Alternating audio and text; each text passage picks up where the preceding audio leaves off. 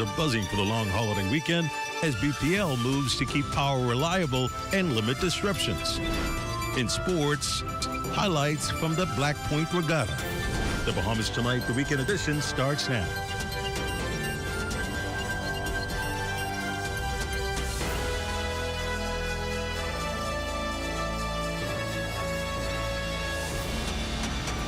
So glad you can join us. Good evening. I'm Desmond Saunders, and welcome to the broadcast. A routine landing turned into a frightening ordeal in Bimini as a Tropic Ocean Airways seaplane ended up partially submerged in the water. 9 passengers and a pilot were forced to evacuate the aircraft after it was damaged while taxiing at the North Bimini Seaplane Base around 10 o'clock Saturday morning, with the plane's nose and left wing sinking beneath the surface. Nearby boaters sprang into action, rushing to pull everyone to safety. All 10 people on board escaped without injury. An investigation now underway after that seaplane incident in Bimini. Well, as investigators began piecing together exactly what happened, the Aircraft Accident Investigation Authority has confirmed that the Tropic Ocean Airways Cessna U.S. registration number 388TA sustained damage to its floats while taxiing at the North Bimini Seaplane Base, leaving the aircraft immobilized. Officials say all 9 passengers and the pilot were safely evacuated with no injuries reported. The authority has launched a formal investigation into the incident in accordance with the International Civil Aviation Organization standards and local aviation regulations. Officials say further information will be released as the investigation progresses. Meanwhile, the Ministry of Energy, Utilities, and Aviation says it was notified of the incident by Tropic Ocean Airways, the Fort Lauderdale-based operator of the seaplane. The ministry adds that the airline will issue its own statement on the incident. Well, an 18-year-old male lost his life in a suspected drowning after being pulled away by strong currents off the South Beach Canal Friday night. Police say the teen was among 4 people swimming near the sandbanks around 7 p.m. when strong currents pulled them out to sea. Investigators and police say one of the 19-year-old males helped a 17-year-old female who was having difficulty in the water. He then tried to help the 18-year-old, but the current carried them further away from the shore. The 18-year-old was unable to make it back and disappeared from view as others rushed to help. A joint search by police and the Royal Bahamas Defense Force ended when the teen's body was recovered about 300 feet from shore around 9 p.m. EMS pronounced him dead at the scene. Well, tears, tributes, and heartfelt farewells filled 2 funeral services today as family and friends laid to rest 2 of the 5 young women killed in last month's tragic traffic accident. 19-year-old Evelina Johnson and Patricia Brown were remembered as loved ones gathered at separate services. Johnson at Living Waters Ministries on Warren Street and Brown at Highway Church of God Temple on Coconut Grove Avenue. As they celebrated their lives, mourners also grieved the loss of 2 promising young women whose memories will live on with those who knew and loved them. Well, shattered hearts, tearful tributes, and heartful hymns filled Transformation Ministries International Dignity Gardens today as family and friends remembered the life of Rashad Storr, one of the victims of the tragic Andros Independence Day plane crash. Leading the service, Apostle Franyon Brennan reminded mourners that before Rashad became known as a member of the Pond Band, his foundation was in the church. Life of Rashad Storr today. And for those of you that do not know him, only know him from the Pond Band, I have to let you know where Shad started. Shad was born and raised in church, and his gift made room for him in the Pond Band. Y'all ain't saying nothing up in here. Come on. So all he know is church. All he knew how to do was church. All his father knew what to do was church. All his grandmother knew to do was church. And so what you saw of Shad, glory to God, was just an evangelist on assignment in the Pond Band.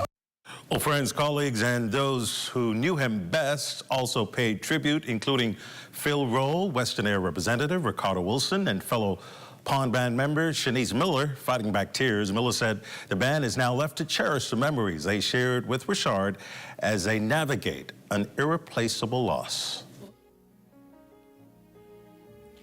Rashad had one of the kindest hearts I've ever known. If someone needed help, he was there. He gave freely of himself, never expecting anything in return.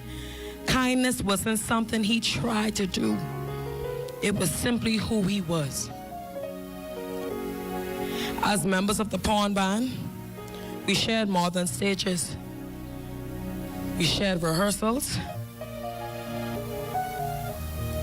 long days, laughter, music, dreams, and memories that will remain with us forever. John, a joint enforcement operation in the Exumas has resulted in the arrest of a foreign national as the 2026 crawfish season got underway. The Bahamas Wildlife Enforcement Network says officers working with the Department of Marine Resources and the Royal Bahamas Defense Force acted on intelligence that crawfish were being cleaned aboard a pleasure craft before the season officially opened. During the inspection, officers also found an undeclared firearm. The suspect remains in custody and is expected to be handed over to the appropriate authorities. Bahamas Wildlife Enforcement says the operation sends a clear message that illegal fishing activity will not be tolerated as officials continue to protect the nation's marine resources. And while enforcement officers continue to target illegal fishing activity, officials are also looking ahead to a successful crawfish season. Today, August 1st, marks the official opening of the annual crawfish season in the Bahamas. Director of the Department of Marine Resources, Dr. Lester Kitten, says crawfish stocks remain in good condition. However, he's urging fishers to follow all maritime laws and regulations as the country works to protect one of its most valuable fisheries and ensure its sustainability for future generations. That is not starting fishing until the season officially opens on August 1st, abiding by minimum size limits. And the closed season and the minimum size limits provide an avenue for the stocks to replenish themselves. The department and our partners like the police force and the Royal Bahamas Defense Force, they can't be everywhere. So we rely on fishermen to do the right thing and also report when they see others doing the wrong thing. It's really a collective effort to manage our fisheries resources. On the Bahamas Tonight, the weekend edition returns after this. Hurricane season is here, and everything your house needs is at We Buy You Sell. Impact windows and doors built with strong frames and reinforced glass to hold if a storm hits. 10 and 16mm galvanized steel are now available. Roofing materials with architectural and asphalt shingles, roof flashing, nails, and so much more, all right here. Solar lights are 50% off while supplies last, and solar power systems are available for pre-order. Stay safe this storm season by visiting us on Robinson Road or WhatsApp 636-8412. Well, welcome back, and thank you so much for staying with us. PPL ramping up efforts to limit disruption to power supply on the Family Islands. This long holiday weekend means many of these destinations are bustling with activities and increased visitor arrivals. PPL Chief Operating Officer Anthony Christie outlines the steps the utility giant has taken and what's ahead. Similarly to what we're doing in New Providence, we're monitoring the loads and the demands. We're trying to make sure that the T&D systems are reinforced and generation capacity is there. One regatta this weekend, in particular, Cat Island, we've sent extra teams there, extra support and manpower on the technical side to help with any issues. Also, for the last 2 weeks, they have been reinforcing the grid there and ensuring that the generation capacity is stable for this period. Meanwhile, Deputy Director of Energy Vernon Darville providing insight on steps the government has taken to ensure capacity here in New Providence remains adequate. So what the government has done, we've asked government agencies to revert to their generators during peak demand time to allow private or residential customers and small businesses the availability for energy for them. So by freeing up some of this demand on the grid by the government agencies and by the large private customers, we have more energy available for our residential and small businesses. Cat Island's 70th annual regatta Officially underway, celebration of sailing, culture, and a tradition that has become a cornerstone of the island's identity. Opening the event, Prime Minister the Honorable Philip Davis reflected on the regatta's 7-decade legacy, reminding patrons that the event represents more than competition. It is a celebration of community, heritage, and Bahamian spirit. So today, we gather for a remarkable milestone, that milestone being the 70th Cat Island Regatta. For 70 years, this regatta has brought people together. Families have lined the shores from Noses when it first started to right here now in New Bight.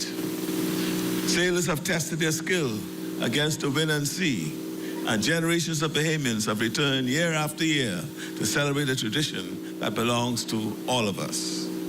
Think about what 70 years represents. Children who once watched the early regattas are now parents and grandparents, bringing new generations to experience the same excitement. Well, from the races on the water to the sounds of rake and scrape, local cuisine and cultural displays, the Cat Island Regatta continues to celebrate the island's heritage and bring the community together. Cat Island Sailing Club President William C. Moore and this year's Cat Island Regatta honoree Sammy Smith reflects on the event's legacy and what it means to keep the tradition alive.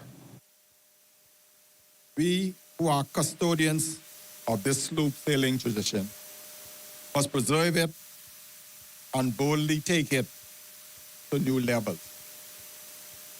As we gather here this weekend, let us also remind the sloops, be reminded that sloop sailing is more than just a sport. It is a crucial element in preserving Bahamian culture. This year's 70th and this year's annual regatta, 70th annual regatta, is being held in honor of one of our native sons, son of the soil, Mr. Samuel Smith. I am deeply humbled to be chosen as an honoree of the 70th Cat Island Regatta. To the Regatta Committee and members of the Cat Island Sailing Club, thank you for this incredible recognition to be celebrated alongside the legacy of 70 years of sailing, culture, and community building, which mean more to me than words can express. All from housing to employment and social support, a community initiative connecting Bahamians with the help they need. Shaquille Dames explains. With the rising cost of living continuing to strain household budgets, thousands of Bahamians are still working to make ends meet. According to the Inter-American Development Bank, using the latest nationally available poverty data, nearly 15% of the Bahamas' population lives below the poverty line. In response, Minister of Social Services, Senator the Honorable Barbara Lynn Cartwright, whose portfolio includes poverty reduction, led a community outreach initiative that brought together government agencies, private organizations, and community partners to connect residents with a range of essential services and support. One of my mandates is to reduce poverty, and I need a lot of help from NGOs, from ministries, different ministries, so people from all walks of life to make it happen. And so I'm happy to see the support, and we'll be continuing into all the other communities at least once per quarter to try to connect communities together. In addition to expanding community outreach, Senator the Honorable Barbara Lynn Cartwright outlined one of the ministry's housing initiatives aimed at helping vulnerable individuals transition towards long-term financial independence through stable housing and structured support. It's called a transitional program. The first step is to put 20 persons into these transitional homes, and they're going to stay in it for 1 year, rent-free. And this will help them to stabilize, save some money, and then they can go into their own home. And so they can save while they're doing it. And we'll be monitoring them and ensuring that they do save and have enough to get their down payment for a home. Family Week is officially underway with the Ministry of Social Services bringing families together at R.M. Bailey Park to promote stronger homes and communities across the Bahamas. For the Bahamas Tonight, I'm Shaquille Dames. Great community effort there. Sports is up next. Wait, new duo pizza from Little Caesars. Nobody has to choose. One half loaded with Parmesan, pepperoni, and Italian sausage. The other half topped with veggie seasoning, ham, and green peppers. Now that's a winning hand. The Duo Pizza. Double the flavor for only $13 VAT inclusive. Only at Little Caesars Bahamas. Now available at all 5 of our locations. Little Caesars Oaksfield, Carmichael Road, East Street Pineapple Plaza, Charles Saunders Highway, and 1 East Plaza. It's not madness, it's Little Caesars. Pizza. Here is the Disaster Risk Management Authority's official 2026 emergency shelter listing for the Southeast Bahamas for Acklands, Crooked Island, Great Inagua, and Mayaguana. Crooked Island, Church of God of Prophecy, Cripple Hill, and Landrell Point Community Center, Landrell Point. In Inagua, St. Philip's Anglican Community Center, Matthewtown, and in Mayaguana, the Mayaguana Comprehensive School in Pirates Well, and Betsy Bay Community Center in Betsy Bay.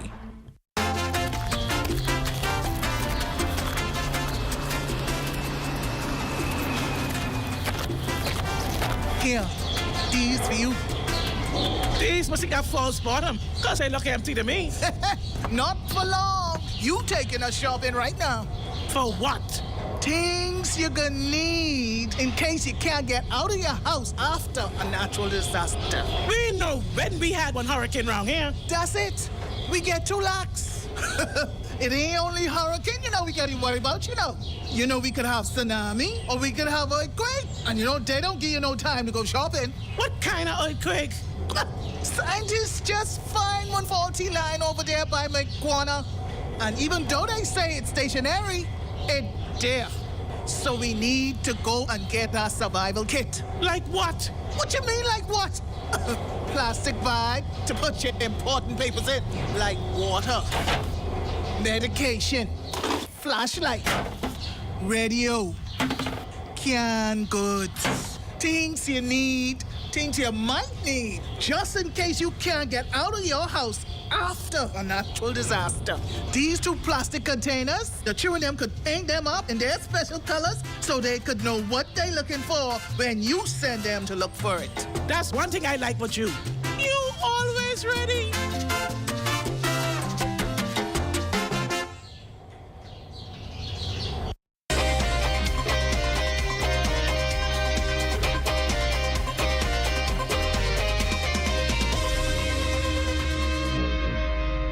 Good evening, everyone, and welcome to your weekend sports edition. I'm Wayne Wilson. But starting it off, let's catch some waves out in Exuma, where our very own Charlie Fisher gives us the rundown for day 1 of the Black Point Regatta. Black Point Exuma, 63rd edition of the Homecoming and Regatta. Winning the first race was Papa out of Andres. But in the second race, it was the young boys, Lil Farmer from Farmers Key, Exuma. The strategy I use, my boat could reach, so I just put it on the reach and just be there. When they try to go in the water, I reach it out. When they pull down, I just gain on the water. I play mind games with them, and then I just sweep away and run away from under them. Builds my confidence good. I already tested the competition before the race started. I know I had confidence coming into it because I already tested them. Yeah. Boy, us 3, I know what happened. Me and Anna Maria's be fighting too much, man. That's my rival, KK. Over to Class C, where some $2,500 was up for grabs for the winner here. A special donation by one of the residents. And the Cartwright boys aboard Sacrifice, taking it all. We made a good decision of the line. We had the sail reefed on, but as the wind dropped out, we opened it back up, and then we just made some good tacks on the first lap, and then on the second lap, we just opened the lead even more. Yes, it was a great day of sailing Friday for the crew of Lil Farmer and Sacrifice, who picked up all the big cash on day 1 of sailing here in Black Point Exuma. On the waters for ZNS Toll Sports, along with my cameraman, Stefano. Back to you in the studio. From the waves to the hardwood, we got it all.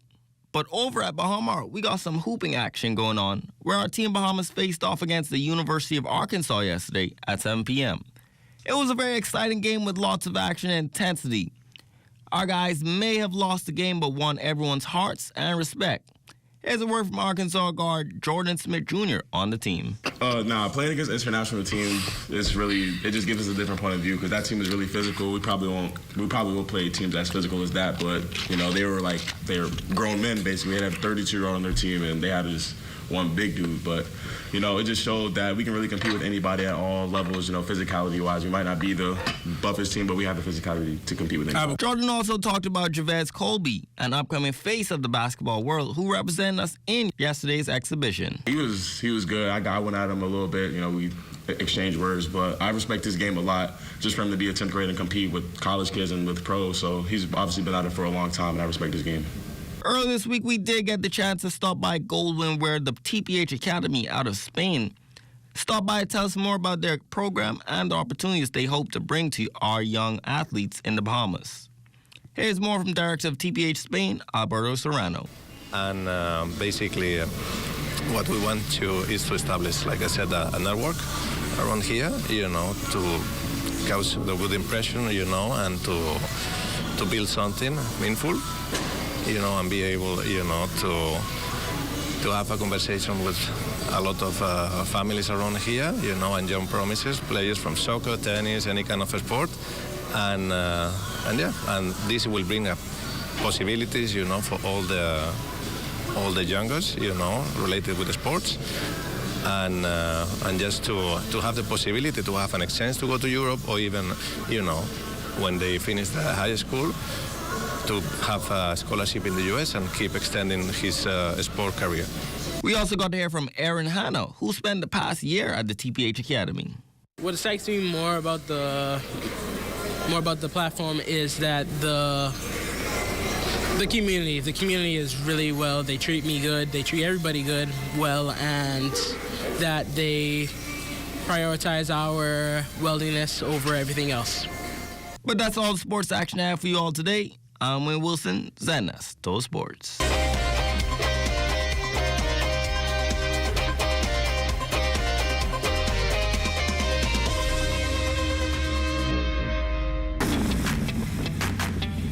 Introducing the Focal Smart Pass app that helps you to fuel up faster. Here's how it works. Download the app on the App Store or get it on Google Play and create your profile with payment details. Visit your nearest Shell station. Open the app, scan the pump's QR code. Select your payment amount and begin fueling.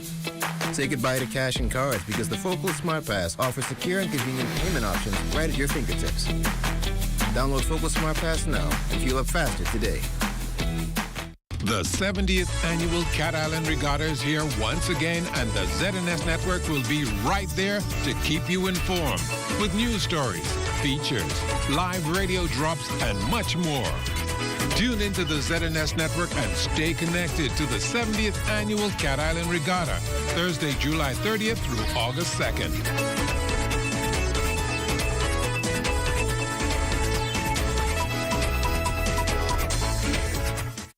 When a hurricane watch or warning is issued, medical emergency services are placed on high alert.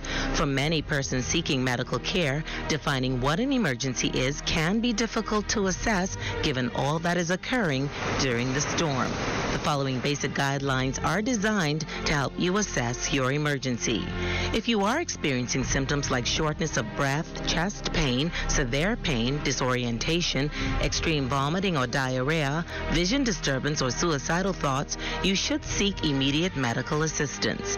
If you are bleeding significantly or otherwise severely injured, seek emergency assistance immediately. Children presenting with symptoms like high fever and extremely listless or lethargic behavior need to be taken to the emergency room immediately. If you are unsure of the extent of your condition, you are advised to seek medical assistance immediately. Share your symptoms with the on-call doctor and get advice as to whether or not it can wait until normal business hours. Remember, emergency care is not a convenient option for basic medical care during a storm. The Public Hospitals Authority encourages members of the public to use these basic guidelines to help decide on whether something is an emergency or not. The authority reminds the public that in the case of an emergency, always call 919 or head immediately to the emergency room. This message has been brought to you by the Public Hospitals Authority. Here is the Disaster Risk Management Authority's official 2026 emergency shelter listing for the Northwest Bahamas for Abaco, Andros, the Berry Islands, Bimini, Grand Bahama, Eleuthera, and New Providence. The Berry Islands, Church of God of Prophecy, Great Harbor Key, David A. Dean Community Center, Bullocks Harbor. In Bimini, Gateway Gymnasium, Baileytown, Louise McDonald High School, Allistown, Urban Renewal Building, Special Needs Shelter in Allistown.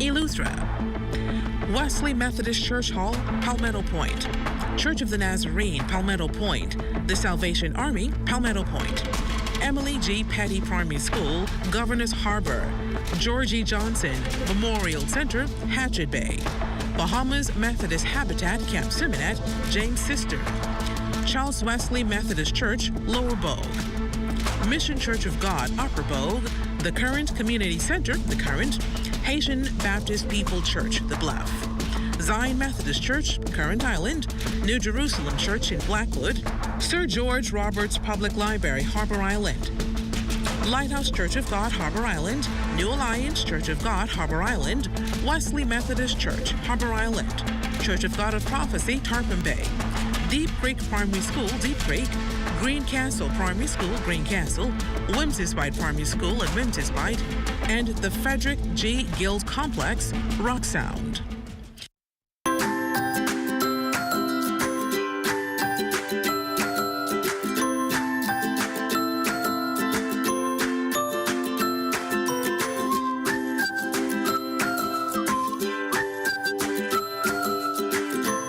Time now for a check on tonight's weather forecast. Chief Meteorologist Basil Dean joins us. Good evening, Basil. Good evening, Desmond. We have a couple of weather systems affecting our weather pattern. First of all, we have a tropical wave which is moving through the southeast Bahamas. You can see some of those showers just around Crooked Island and Acklins. Also, just to the north of Mayaguana, we're having some open water showers here as well. But then in the extreme north, we've had this lingering frontal boundary near the northwest Bahamas now for the past several days, and it is firing up some heavy showers and thunderstorms around east and Grand Bahama and North Abaco. If we zoom in a little closer, you can see those heavy thunderstorms and lightning strikes right across northern Abaco. Much of it is drifting towards the northeast and over the open waters of the Atlantic, but we're asking residents in East Grand Bahama and North Abaco to remain very vigilant and to remain indoors during these heavy showers and thunderstorms. Outside of our studios here in the capital, partly cloudy skies, temperature at 89 degrees, the relative humidity at 60%. We have southeast winds at 7 miles per hour, the barometric pressure 1,014.7 millibars. That is 29.96 inches. And your temperatures around the islands this evening, 86 degrees in Marshall, Abaco, and in Green Toll Key. Freeport at 84 degrees, in the Berry Islands, 87, Allistown, Bimini at 84, Harbor Island, 88 degrees, 90s in Allistown, Cat Island, and also Rock Sound, Eleuthera, Black Point, Exuma, Kemp, Space Andros reporting 89, Fresh Creek, Central Andros, 1 degree down at 88 degrees, 90s again in Georgetown, Exuma, Key, and also in San Salvador, picking up some more 90s in Betsy Bay, Mayaguana, and Acklins, Ragged Island at 89, Matchitown, Inago, 85, and the Turks and Caicos Island, the warm spot at 91.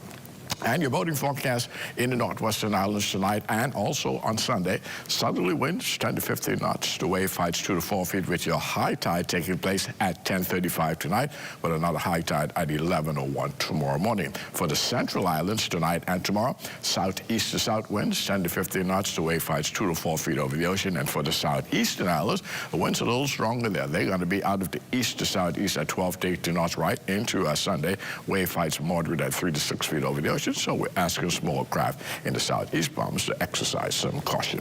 And our satellite pictures showing quite a bit of cloudiness in the southeast Bahamas in response to that tropical wave that is moving towards the west. And then that lingering frontal boundary will remain with us, affecting mainly the extreme northwest Bahamas. That's the Abacos and Grand Bahama for the next couple of days before it eventually starts to lift towards the north. Forecast tonight. Partly cloudy, very warm with a thunderstorm in spot, and that will happen a little later on tonight with a low temperature dropping off to 81 degrees. And then tomorrow, we are looking at periods of clouds and sunshine, a couple more showers still looking around with a high temperature climbing up to 88 degrees. And your extended weather forecast, we're going to have the pop-up showers right into Monday, but they become a little bit more scattered as we head into Wednesday. That is when that tropical wave will approach the northwest Bahamas, and that will increase the shower and thunderstorm activity. But the skies will open up again as we head into Thursday as that wave pushes off towards the west. Desmond? Thanks, Basil. That ends the Bahamas Tonight, the weekend edition. Thank you for continuing to make ZNS your first choice for news and information. As only the sun covers the Bahamas better than ZNS. On behalf of the entire weekend team, thanks for watching. Have a good night.